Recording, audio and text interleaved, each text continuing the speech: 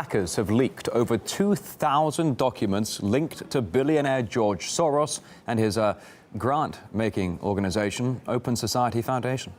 The papers exposed the group's ongoing attempts to influence political processes in Europe, in Russia, other parts of the world as well.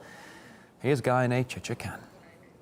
Leaked documents from George Soros's Open Society Foundations show persistent efforts by the organization to influence the political process in Europe. To reach out to European voters, the organization has funded local advocacy groups, social media projects, and journalists. Here's an example. Over $130,000 went to a project by a group called EU Observer. This project uses professional news reporting to foster debate on how open society values are under stress in the run-up to the European elections. EU Observer recruited experienced local journalists to visit campaign events, conduct interviews and solicit high-level op-eds in 16 countries. While the Soros organization has been doing all this hard work trying to influence politics in Europe, a leaked document shows the organization's $500,000 effort to find evidence of Russia's alleged influence in Europe's political life.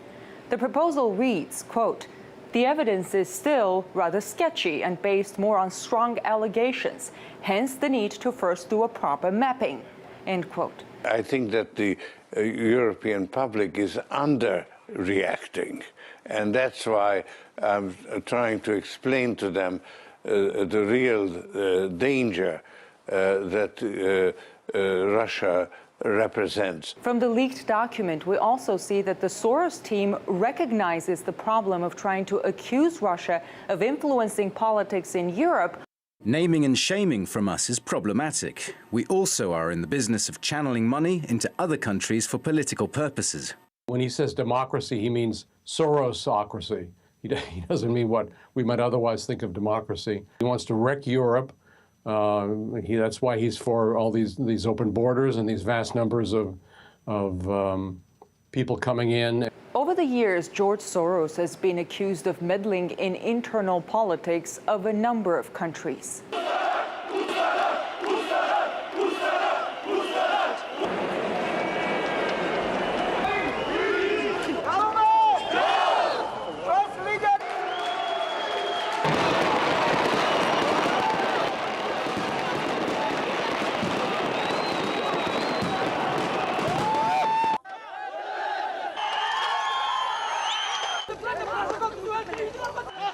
We are trying to make the world a better place, but that's not necessarily what we accomplish. George Soros is known to have exclusive access to top U.S. policymakers. Hillary Clinton's emails show when she was Secretary of State in 2011, she received an email from George Soros with his recommendations on how to address a political crisis in Albania. A week later, the person Soros recommended to be sent as a mediator from the EU was in Albania, meeting with politicians there. George Soros is now one of the top donors to Hillary Clinton's presidential campaign, and his influence appears to be stretching much further than European politics.